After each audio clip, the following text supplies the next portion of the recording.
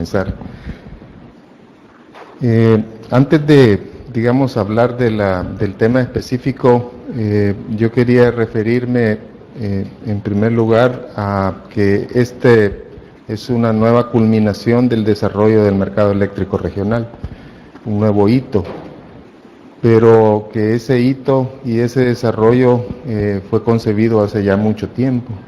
En 1997 se firmó el Tratado Marco, que nos dio el mandato a los que estamos trabajando en estos temas de conformar un mercado eléctrico regional y proporcionar ciertas herramientas para que este mercado se desarrollara y lograra unos objetivos y unos fines que son muy específicos en el tratado.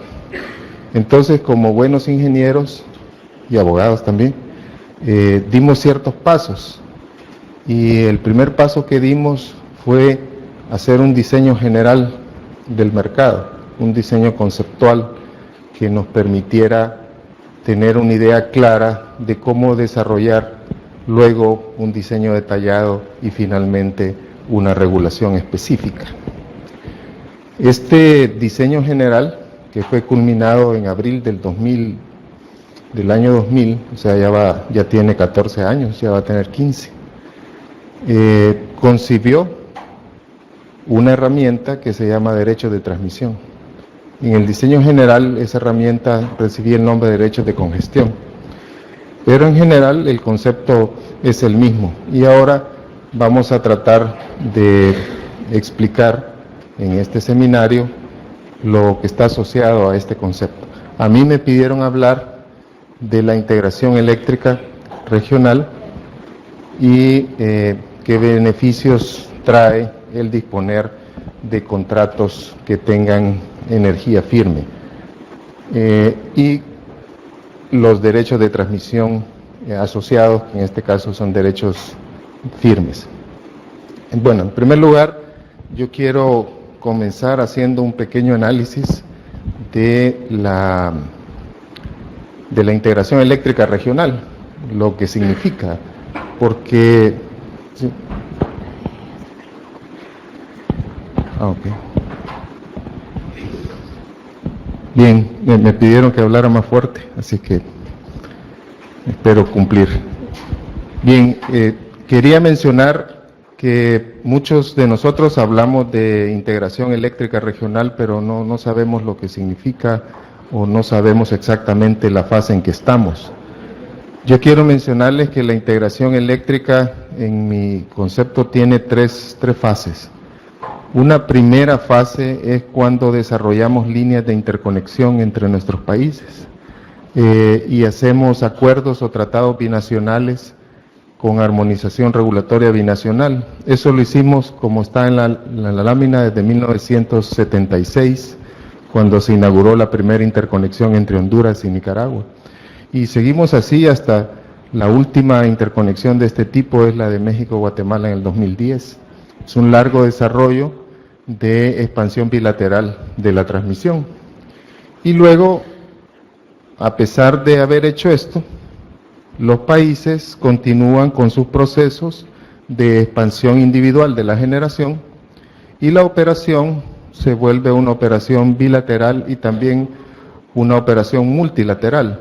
En América Central, en el pasado, se tuvieron contratos cuatripartitos entre Honduras, Nicaragua, Costa Rica y Panamá para tratar de administrar este sistema interconectado. Entonces, ¿qué es lo que sucede? Y aquí he puesto El Salvador y se ve la línea de interconexión con Guatemala. ¿Qué es lo que sucede cuando uno se expande de esta manera, con líneas de interconexión, con ese concepto? Pues lo que sucede es que las capacidades de transferencia se alejan muchísimo de la capacidad potencial del interconector. ¿Y por qué se alejan? ¿Por qué sucede esto? Bueno, porque los procesos de planificación de la expansión de la transmisión y su ejecución no toman en cuenta las necesidades o las decisiones de tener importaciones o exportaciones. Simplemente se concentran mucho en resolver el problema de que la generación nacional abastezca la demanda nacional. Y se pueden ver muchos casos. Yo aquí tengo uno, digamos en el nodo de Aguachapán, que es una interconexión antigua. Hay dos líneas que llegan, una de Santana y otra de Sonsonate, y esas son las capacidades térmicas de esas líneas. Y hay una planta ahí de 80 megawatts. Entonces, teóricamente, si hay el soporte de voltaje adecuado, se podrían importar 186 megawatts. ¿Y por qué se importan, o en un momento dado la capacidad fue de 30 o de 20? Porque estamos usando únicamente la adaptación del sistema de transmisión. Es decir, el sistema de transmisión no se expande continuamente conforme se necesita exactamente, sino que se expande un poco más, y eso se llama la adaptación del sistema. Entonces, en pocas palabras se puede decir, de casualidad tenemos 30, pero no es intencional dentro del proceso de planificación y expansión. Y eso no solo le sucede a esta interconexión, le sucede a todas las interconexiones, porque cuando se interconectan dos sistemas, no sé, alguien piensa, ¿verdad?, o muchos piensan, de que eso es suficiente, pero no es suficiente. Hay que también expandir el sistema nacional para permitir de manera segura la importación y la exportación de energía, e incluso el trasiego. Luego, después de esa situación, la siguiente evolución es tener una interconexión eléctrica regional, no solamente líneas entre fronteras, que crucen fronteras de naciones, sino que líneas que se pongan en paralelo con el sistema eléctrico de cada una de las naciones. Y entonces se produce una siguiente fase de los acuerdos internacionales. La fase es de que se tienen acuerdos regionales. Y esto en nuestro caso se materializó con el Tratado Marco del Mercado Eléctrico Regional. Se crean instituciones regionales, como las que acaban de mencionar aquí, CRIE, CDMER y EOR. Se establece o se hacen los esfuerzos para tener una regulación común, que está establecido en el reglamento del MER y las resoluciones de la CRIE, y se asignan responsabilidades de expansión. La responsabilidad de la expansión de los sistemas eléctricos nacionales para satisfacer los propósitos nacionales digamos, delega o se sigue haciendo por medio de la regulación nacional, tanto de generación como transmisión, pero se agrega al conjunto un sistema de planificación y expansión de la transmisión regional y de la generación regional. En cuanto a la expansión regional, se hizo una línea CIEPAC, que es un, digamos, proyecto sui generis, desarrollado de manera sui generis, es decir, por ser el primer sistema de transmisión regional, es mencionado en el Tratado Marco de esa manera, y tuvo un estudio de factibilidad especial, un financiamiento especial, un ejecutor especial. En ese sentido, la línea significó un esfuerzo notable de la región por desarrollar el concepto de transmisión regional. Y luego, en el reglamento se tiene, digamos, un marco para las ampliaciones planificadas futuras desde el punto de vista regional. Y en la generación, el Tratado Marco mandató a los gobiernos y a los ejecutivos a que se incentivaran las plantas de generación regional. Y para incentivar las plantas de generación regional, no solo su materialización física, sino que las condiciones propicias para que desarrollen, el conjunto, el CDMER, la CRI y el EOR, trabajaron en tres instrumentos de distinto calibre. Uno es desarrollar un instrumento contractual que permitiera dar un esquema para que este desarrollo de las plantas regionales fuera posible. Esos son los contratos firmes, o los contratos con prioridad de suministro, o los contratos con energía firme. Cualquier nombre que tengan, el concepto es el mismo: dar prioridad del abastecimiento a la demanda de este contrato. Luego, crear la capacidad de transmisión. Entonces, la línea CIEPAC tiene por objetivo crear esa capacidad de transmisión, y ahora ya van a ver ustedes, y lo conocen muy bien, estamos desarrollando los esfuerzos para que la los 300 megawatts entre pares de países sean, digamos, una realidad permanente. Y luego, un tercer elemento de estas condiciones propicias son los derechos de transmisión. Ahora, estos tres elementos hacen posible el desarrollo de la generación regional. Posiblemente habrán más instrumentos en el futuro, pero estos son los que ahorita estamos tratando de implementar. Y finalmente la operación deja de ser multilateral y se vuelve jerárquica, en el sentido de que los operadores nacionales hacen sus predespachos nacionales y luego sobre ese predespacho se monta el predespacho del MER, que trata de optimizar a través de las ofertas de inyección y retiro la operación del sistema. Entonces, la fase 3, espero que lleguemos algún día, es realmente tener un solo mercado en América Central, tener un tratado internacional de integración eléctrica que implica derogar o modificar las leyes eléctricas nacionales. Es un paso enorme, ¿verdad? Que las instituciones regionales tendrían un papel más preponderante y la regulación sería única, integrada, y todas las naciones tendrían las mismas reglas, por lo tanto la armonización regulatoria no estaría. Y la expansión, dejaríamos de expandirnos 7 veces, 7 planes, uno cada país y luego el MER, sino queríamos una sola expansión integrada como si fuera una nación.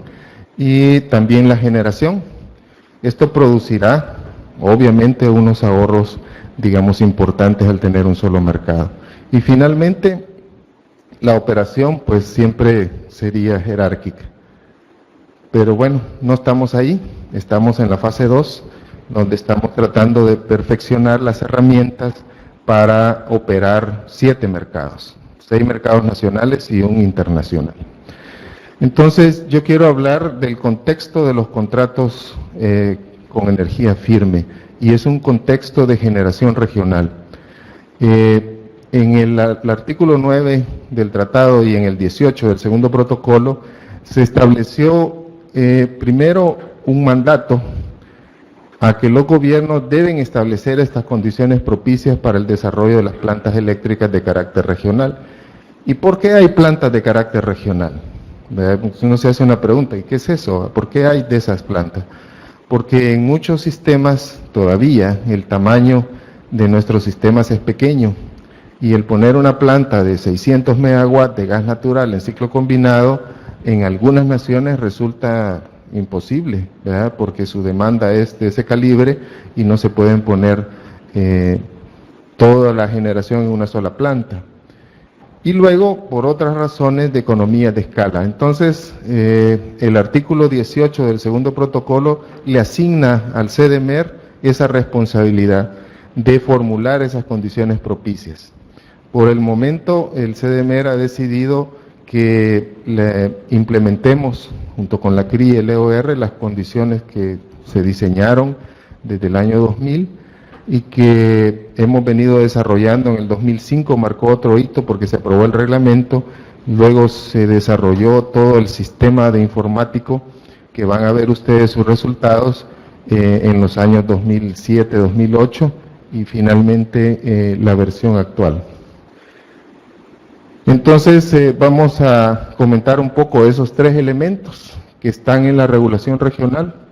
Los contratos con prioridad de suministro y los contratos firmes, la expansión de la transmisión y los derechos. El ingeniero Hernández, que me precedió, habló de que los contratos de prioridad de suministro y los contratos firmes son como un paso para tener el mismo instrumento. Pues si uno compara las definiciones, la primera que está tomada de la resolución de CRIE y la segunda que está tomada del reglamento, si uno compara las dos definiciones, prácticamente los dos instrumentos tienen una definición muy similar o igual, ¿verdad? El primero es un contrato que da prioridad de suministro de la energía contratada en el MER y cuya energía es declarada diariamente por ambas partes, y debe tener asociado un derecho firme entre el nodo de inyección y retiro. Y la segunda, que es la de reglamento, dice lo mismo: el contrato da prioridad de suministro de energía contratada a la parte compradora y deberá tener asociados los derechos de transmisión. Entonces, como ven, el paso de un instrumento a otro no va a ser un paso traumático ni una gran diferencia para su implementación. ¿Y para qué? ¿Para qué están los contratos de energía firme? Los contratos de energía firme, si ustedes se han dado cuenta, en el MER, hoy día, con la implementación actual, todo es interrumpible, en el sentido de que las ofertas de oportunidad pueden ser casadas o no, ¿verdad? Simplemente el retiro uno ofrece comprar y no resultó por precio, por diferentes condiciones, y sigue la operación, no hay racionamiento. Y los contratos no firmes, los físicos flexibles y los financieros, pues también, incluso hay condiciones de los oferentes donde establecen de que puede ser que el contrato se interrumpa si el pago de la transmisión resulta más allá de un valor establecido. Entonces, los contratos de energía firme lo que pretenden es dar a las partes seguridad y obligaciones de cumplimiento del compromiso. Como estamos hablando de la energía de las naciones tienen que confiar en que la energía va a llegar del contrato firme, del generador del contrato firme o de otro generador que esté disponible en el mercado de oportunidad. Pero si no hay nadie en el mercado de oportunidad, si no se da, por lo menos el generador del contrato firme tiene que suministrar la energía. Ese compromiso que está en otro país. Luego, que se posibilite el desarrollo de plantas regionales, de escala regional, y que se promuevan los intercambios de mayor plazo y volumen.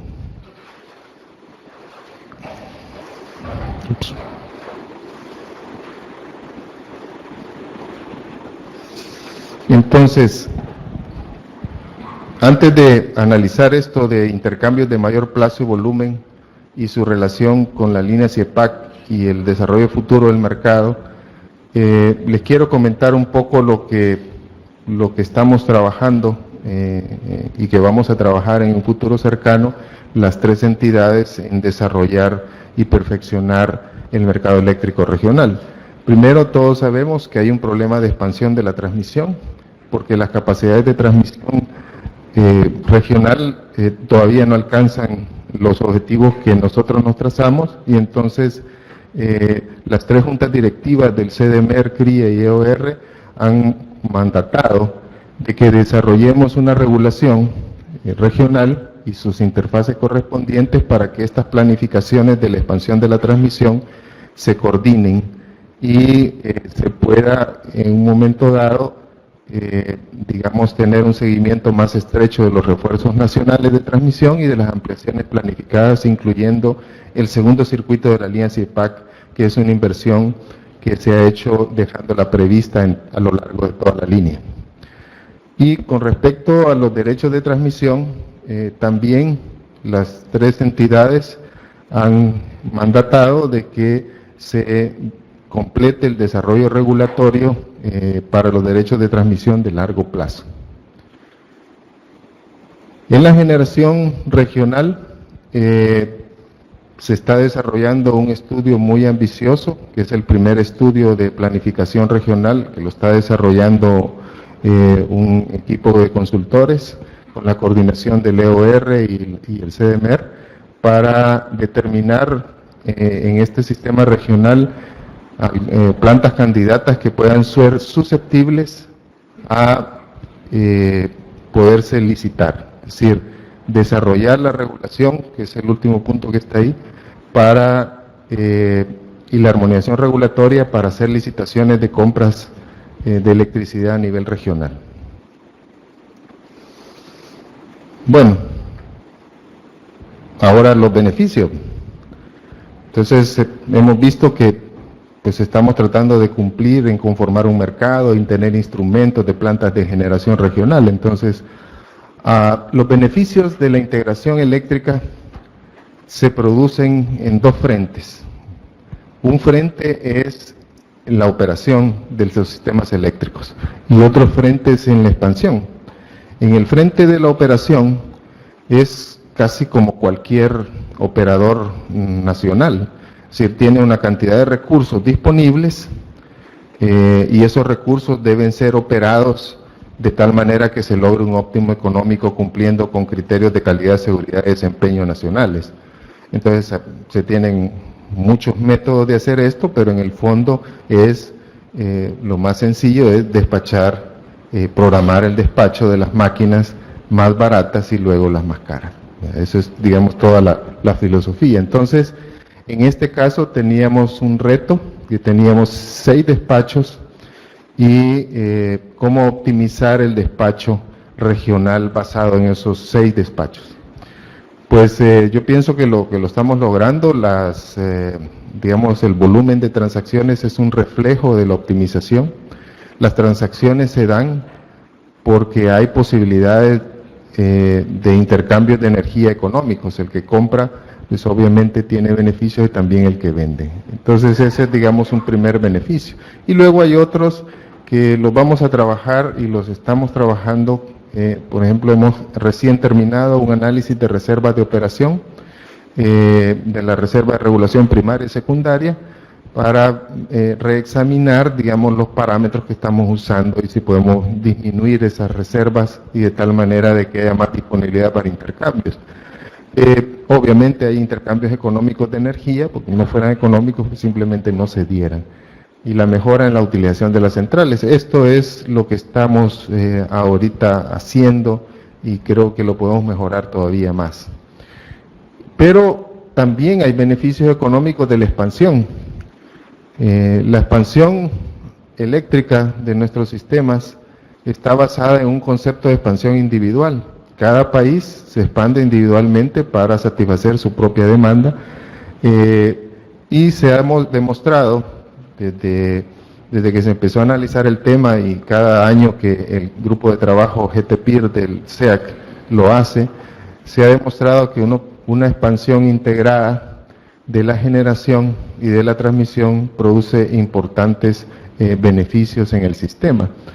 Entonces, estos beneficios económicos de la expansión se logran también con estas plantas regionales con economías de escala y permite, digamos, otros como escalonamiento en la construcción de centrales y ventas de excedentes al inicio de la operación.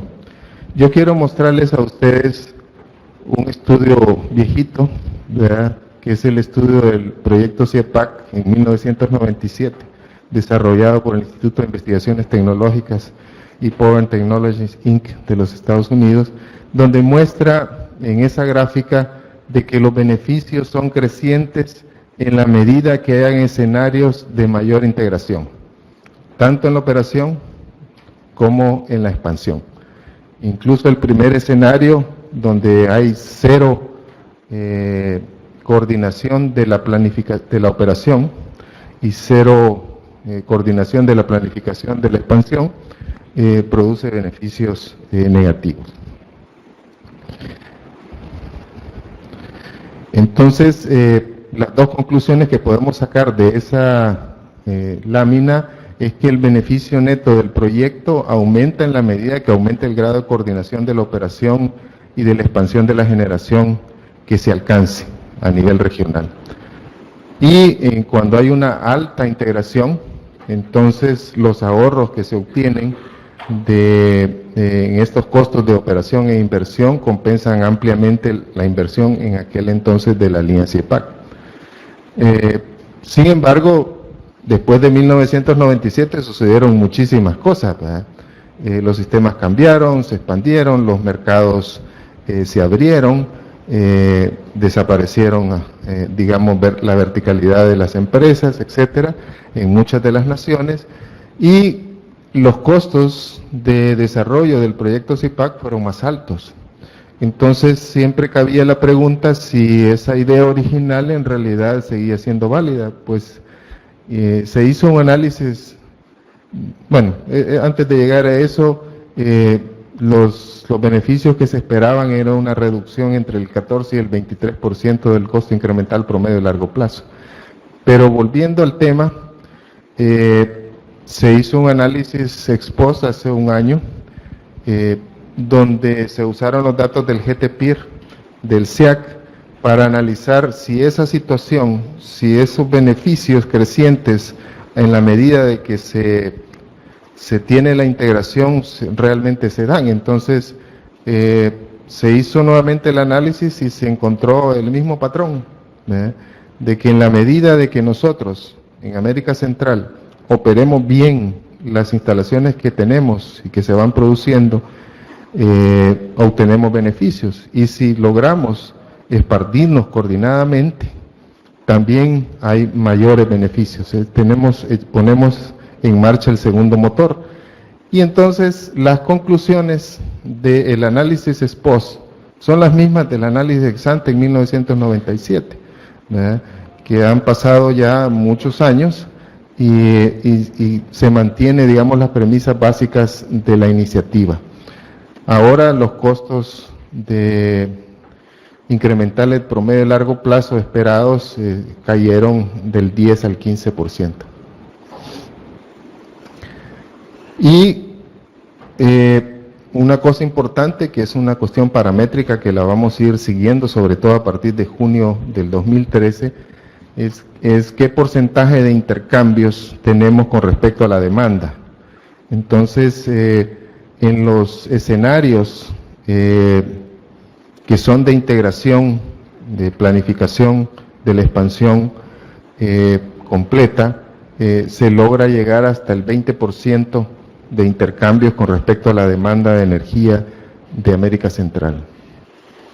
Entonces, para concluir mi presentación, los contratos de energía firme son un instrumento bastante valioso, se los van a explicar de seguro muy bien los que van a continuar en el uso de la palabra, pero no son suficientes. Se necesita la transmisión, se necesita que haya disponibilidad o capacidad de transmisión, porque sin esa capacidad,